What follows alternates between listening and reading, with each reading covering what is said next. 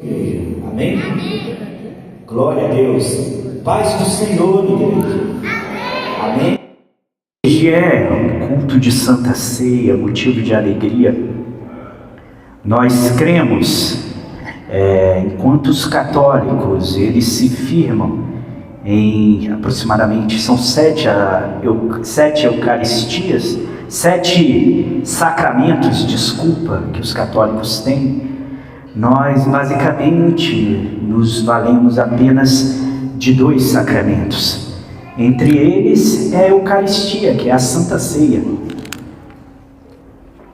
Santa Ceia do Senhor, e nós estamos hoje reunidos por esse motivo. O Senhor tem sido bom com todos nós, tem sido bom com a nossa congregação, tem sido bom com os nossos irmãos. Eu queria hoje que você abrisse a Escritura em Apocalipse, no capítulo 21, no verso 7. Amém? Apocalipse, capítulo 21, verso 7. Glória a Deus. Amém, igreja? Podemos fazer a leitura? Queria que a igreja ficasse de pé para nós fazermos essa leitura, amém?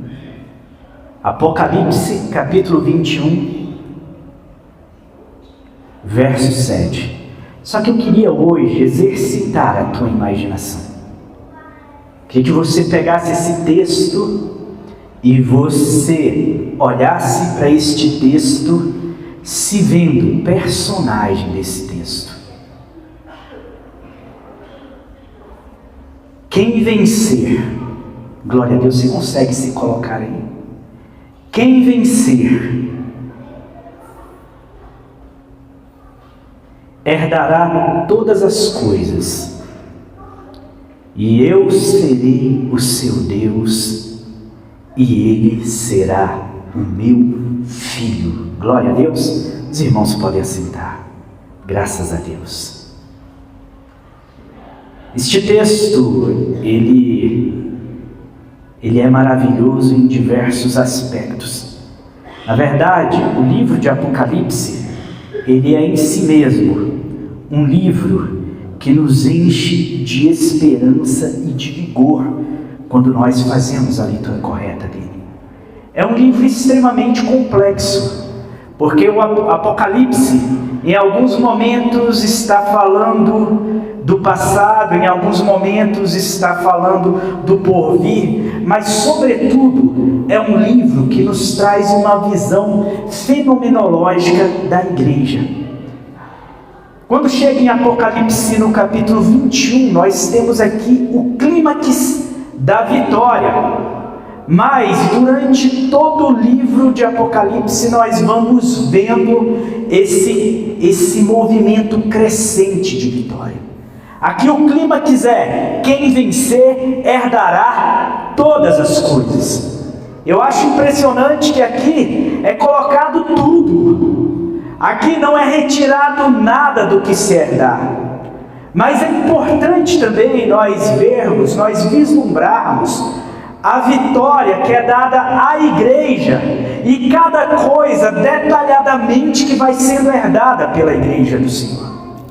Nós vemos Apocalipse capítulo 1, quando ali a apresentação do Cordeiro de Deus, aquela figura que já vem glorificada, diferente daquela figura de Cristo crucificado, com aquele rosto, aquele semblante de dor. Quando nós vamos para Apocalipse 1, ele já se apresenta em firmeza como sendo o Alfa e o Ômega, o primeiro e o último, o princípio e o fim. E ele vem naquela figura de resplendor. Já o Cristo glorificado, com seus olhos como chama de fogo, nos seus olhos já reflete o juízo que traspassa a nossa carne, nos nossos músculos, os nossos ossos, os nossos órgãos internos, penetra a nossa alma e penetra o nosso espírito.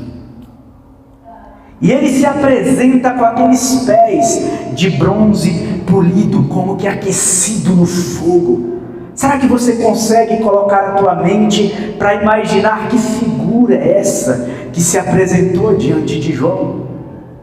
E aí no capítulo 2, ele inicia a carta às 7 igrejas. Nós temos lá Éfeso, nós temos Esmirna, Pérgamo, Tiatira, Sardes, temos Filadélfia e temos Laodiceia. Todas essas igrejas ali apresentadas e representando uma característica muito especial. Eu queria lhes dizer que até mesmo a figura, a forma, o local,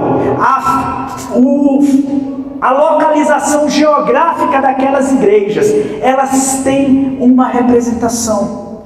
Se você pudesse olhar para o mapa de onde estas igrejas estão, mais ou menos do lado esquerdo, num pontinho, você veria Patmos, que era a ilha onde o apóstolo João estava preso, companheiro de tribulação, sofrendo pelo amor de Cristo, e lá ele vai recebendo a excelência dessas revelações. Então você atravessa o mar e já indo para o Oriente, a primeira igreja que você encontra é Éfeso. Por isso que aquela carta, ela está colocada nessa ordem. A primeira igreja que você encontra, naquela época Éfeso, era uma igreja que ficava à beira-mar. É evidente que a região ali da Turquia é uma região que é acometida por diversos terremotos. E o terremoto, ele vai mudando a geografia do lugar. E hoje Éfeso está distante do mar aproximadamente 15 quilômetros. Como daqui ali no Valparaíso, hoje Éfeso está distante do mar. Mas naquela época você saía de Patmos, pegava um barco e a primeira das primeiras cidades que você ia encontrar era Éfeso. E aí, chegando em Éfeso, subindo um pouquinho no mapa, você chegava em Esmirna. Indo um pouquinho a nordeste, subindo, você chegava em Esmirna. Subindo mais um pouquinho, você chegava em Pérgamo. Então você desce um pouquinho agora a sudeste, e a sudeste de Pérgamo, você chega em Tiatira. Desceu mais um pouco, você chega em Sardes. Desceu mais um pouquinho, você chega em Filadélfia. E um pouquinho mais você está em Laodiceia. E nós vemos uma figura quase que na proporção de estrelada, quase que como um círculo geograficamente. E aqui eu acho impressionante, dentro de todo este contexto do Apocalipse, é que este Cristo glorificado, ele caminha no meio dos 7 castiçais. Se eu pudesse colocar essa representação de todas as igrejas, Éfeso, Esmirna, Pérgamo, Tiatira, Sardes, Filadélfia, e aqui eu colocaria Laodiceia, e eu consigo imaginar um cordeiro passeando no meio delas. Essa figura é para que nós entendamos o que significa isso. Mas vem com um número, o número 7. 7 igrejas, 7 cartas, 7 selos. O Apocalipse o tempo todo repete o número 7. 7 estrelas, que são 7 anjos. 7 candelabros, que são as 7 igrejas. 7 selos. E dentro do último selo, 7 trombetas. E depois ainda tem os 7 flagelos, as 7 taças da ira de Deus. Porque o número 7 representa a completude da obra de Deus sendo realizada. O significado destas 7 igrejas significa a completude de toda a igreja do Senhor. Isso significa que aquelas cartas foram escritas para nós aqui. Amém. Porque é a completude de todas as igrejas, com todas as suas características. Apocalipse 1 apresenta ali o Cordeiro. Apocalipse 2 vai apresentar Éfeso, vai apresentar Esmirna, vai apresentar Pérgamo, Tiatira. Apocalipse 3 vai apresentar Sardes, vai apresentar Filadélfia e Laodiceia. Apocalipse 4 já mostra a figura do Cordeiro nos céus, diante de toda a criação, diante de todo o cosmos, diante dos 24 anciãos que recebem a sua coroa e ao mesmo tempo logo em seguida oferecem novamente a sua coroa.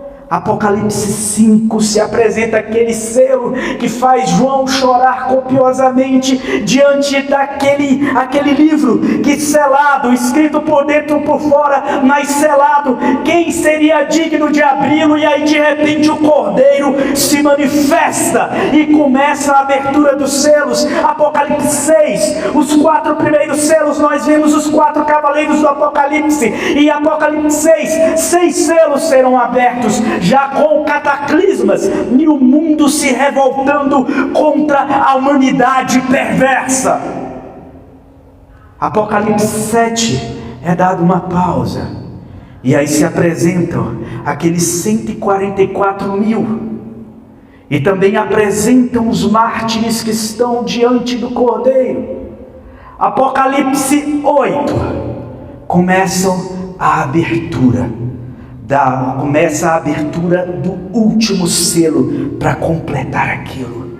E aí se manifestam as 7 trombetas. Apocalipse 8 começa a discorrer sobre 4 trombetas. Apocalipse 9 vai discorrer sobre mais 2 trombetas.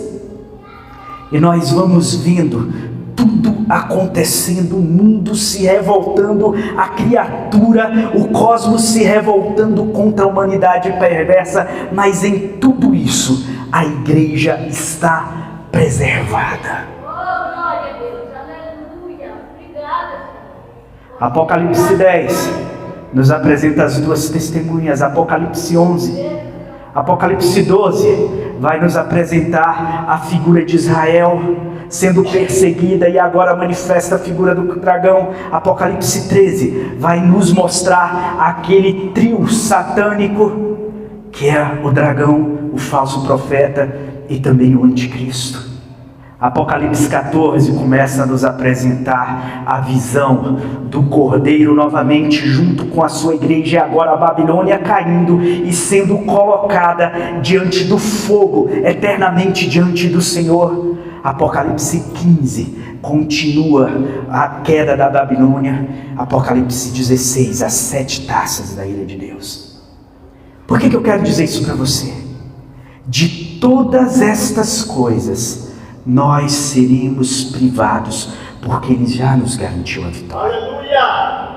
Para 7 igrejas, se você notar, existe uma promessa sobre vencer.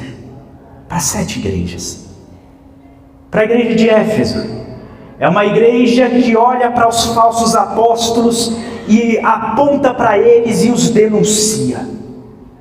Ela não aceita falsos apóstolos e falsos profetas. É claro, a igreja de Éfeso foi ali fundada por Paulo. Durante 2 anos ele pregou ali para 12 discípulos, formaram seus 12 discípulos, que foram os presbíteros de Éfeso. E se tornou uma igreja poderosa na palavra. E essa igreja que é poderosa na palavra, e que ela, apesar de ter apontado os falsos apóstolos e não aceitar as obras dos nicolaítas, é uma igreja que, apesar disso, esqueceu o seu primeiro amor. Ela é convidada ao arrependimento, e a promessa de vitória, quando vem ao que vencer, que hoje é o tema da nossa pregação, ao que vencer, ele nos diz o seguinte: ao que vencer para Éfeso, e Éfeso também somos nós, ao que vencer, ele dar-lhe-ei de comer da árvore da vida que está no meio do paraíso de Deus. Uma igreja que prima pela palavra terá direito de comer da árvore da vida. Esmirna é aquela igreja perseguida. É aquela igreja que enfrenta a tribulação na carne e na pele. É a igreja que se faz Marte e testemunha do Senhor. E ele começa se apresentando: eu sou aquele que fui morto e reviveu. Eu sei o que é o martírio, mas eu sei o que é a ressurreição.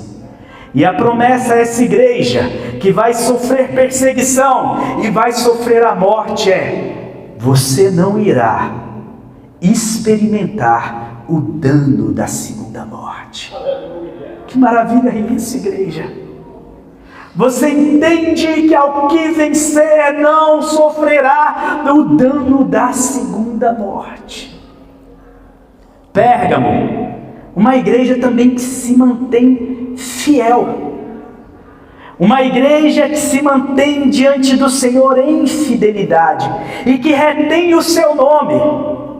É lógico que em Pérgamo, ali, alguns começam a aceitar as obras e as profecias de um falso profeta como Balaão, que ele começa a fazer com que Balaque dedique a idolatria, dedique a adoração a ídolos, mas ele fala: te arrepende, e porque você retém o meu nome, eu também te darei do manjar escondido.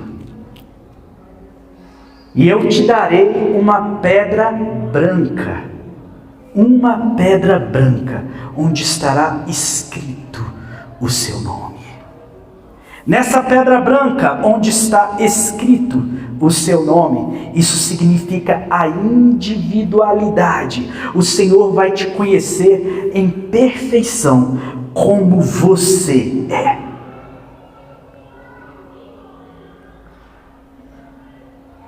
E Ele este nome, essa individualidade, só será conhecida de você mesmo. Mas não para por aí, nós vamos agora para Tiatira.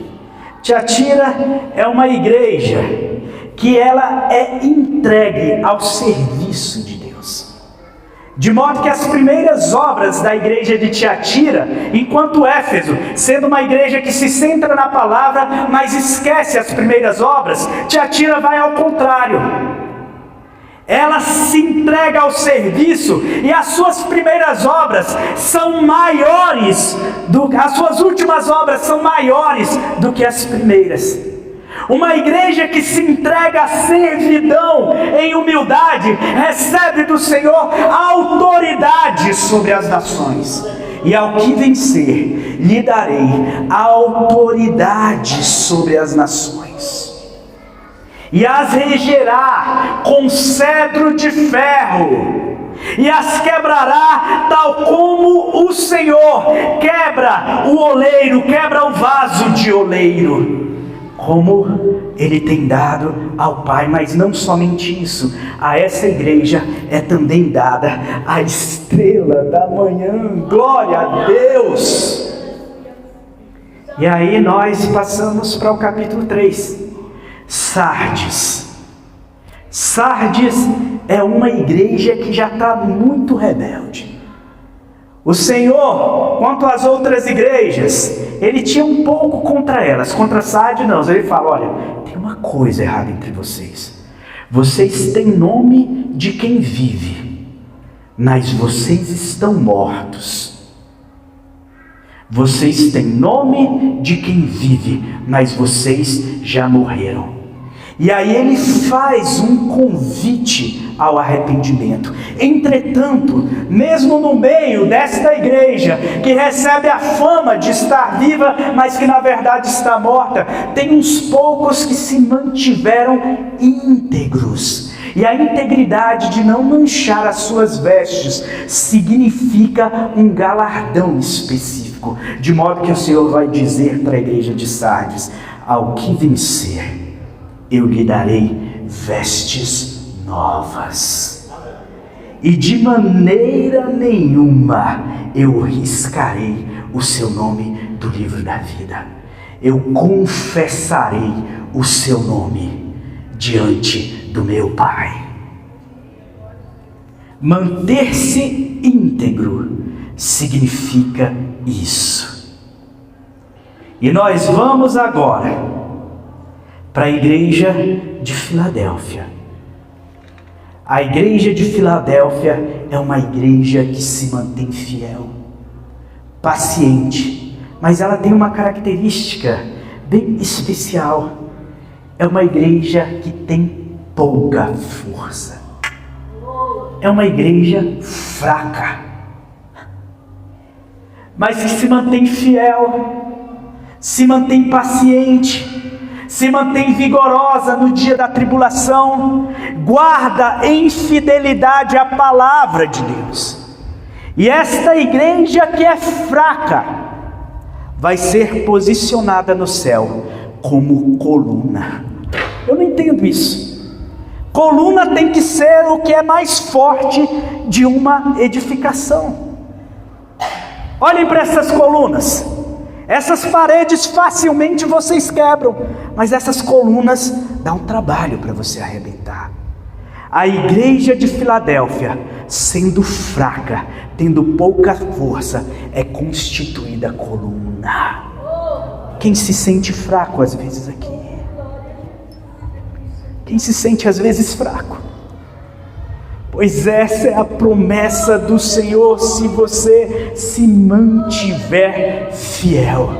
E o detalhe, a fidelidade de Esmirna significa que ela será colocada o tempo todo dentro do templo de Deus.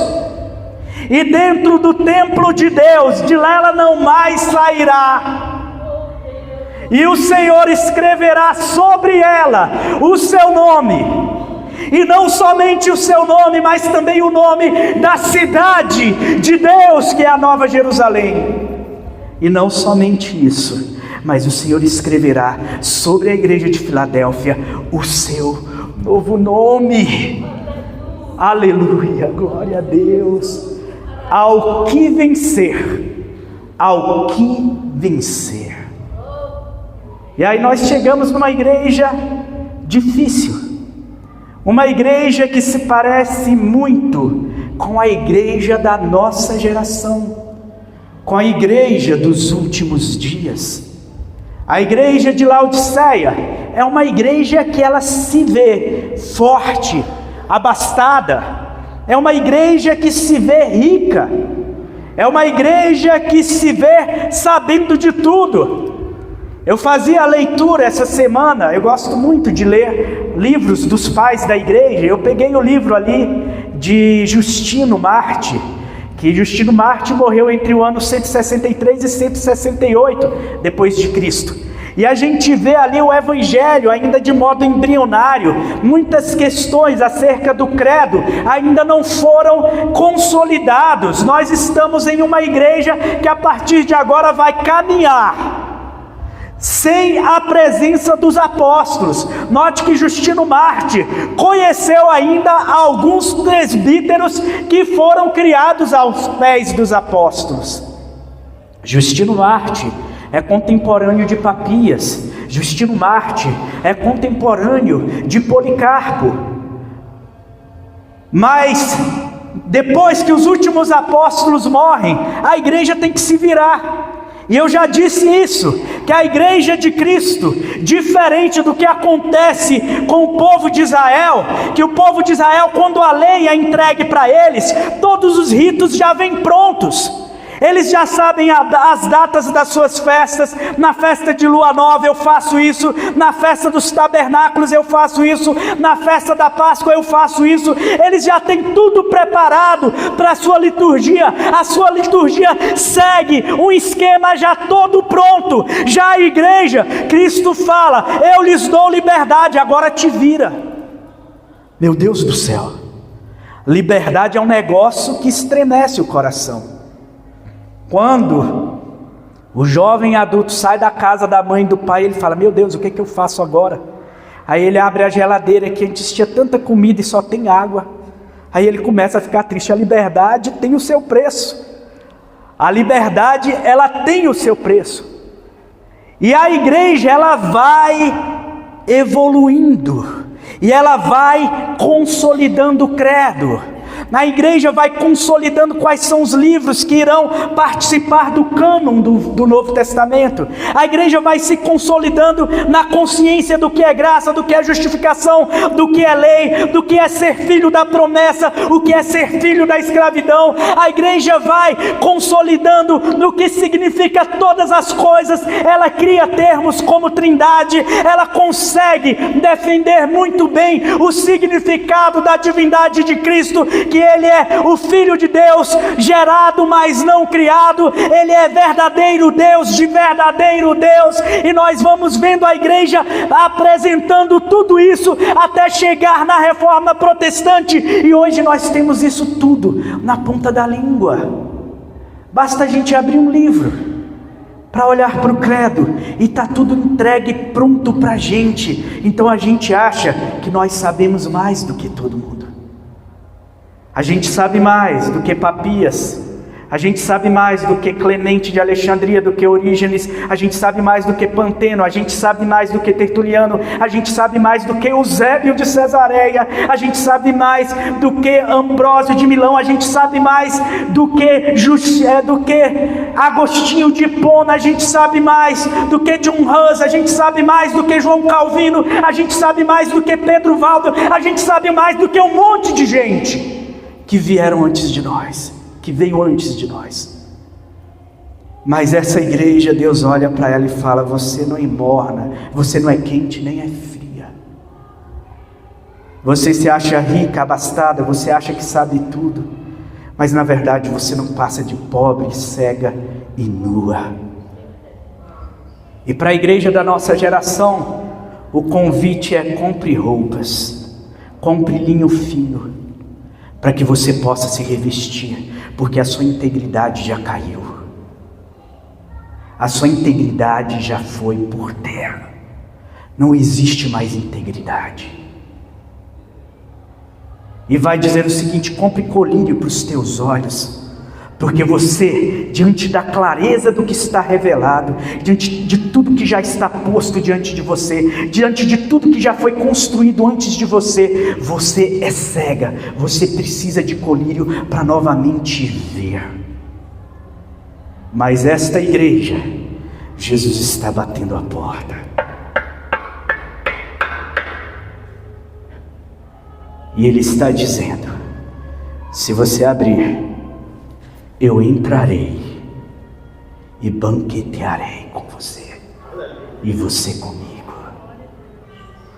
Eu entrarei e cearei com você, e você comigo. E a promessa dessa igreja, que permite que Ele entre e se assente à mesa, é que ela vai se assentar no trono de Deus, tal como Ele está assentado no trono de Deus. Igreja do Senhor, chegamos ao clímax de Apocalipse 21. Ao que vencer, eu te darei todas as coisas. Quem é mais que vencedor, fique de pé, em nome de Jesus.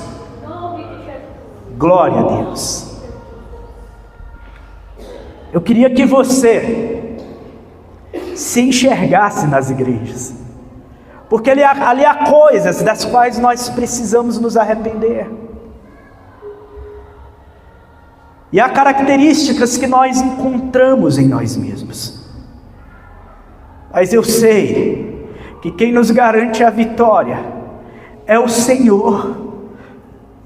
Eu sei que não é por nossa força, porque nossa força é pouca, mas eu sei que Ele já nos garantiu a vitória. Então eu queria muito que você fechasse os teus olhos e se colocasse diante do Senhor, e fala para Ele, diga: Senhor, não importa, Senhor, todas as vitórias que eu posso ter no mundo, não importa ser bem sucedido no meu emprego, não importa ser bem sucedido em tudo que eu faço, importa que eu seja vencedor diante de Ti. É isso que você precisa dizer para Ele.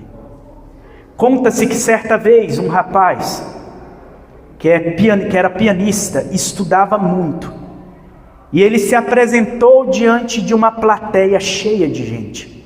A plateia tinha dezenas e dezenas de pessoas no teatro. E aí ele, com toda a sua técnica, com tudo que ele tinha de si, ele começou a tocar, terminou de tocar, a plateia toda se pôs de pé e começou a glorificá-lo.